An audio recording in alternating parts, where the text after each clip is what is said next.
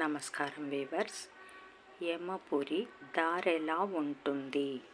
మనిషి ఆయువు తీరిన 13వ రోజు తర్వాత యమభటులు జీవుని యమపురికి తీసుకెళ్తారు. దారంతా ఎగుడు దిగుడులు, ఆకలి దప్పికలు తీరే అవకాశం లేని ప్రాంతంలో అరికాళ్ళు బొబ్బలెత్తిన యమభటులు డాలతో కొట్టి నడిపిస్తారు. కనుచూపులోనే నీరుంటుంది, త్రాగబోతే చేతికి అందదు. మహామేఘాలు నిరంతరం వర్షిస్తుంటాయి. అయితే అవి వర్షించేది నీరు కాదు, రక్తాన్ని. అలా 15 రోజుల పాటు జీవించినప్పుడు చేసిన పాపాలను తలుచుకొని వాపోతుంటాడు జీవుడు.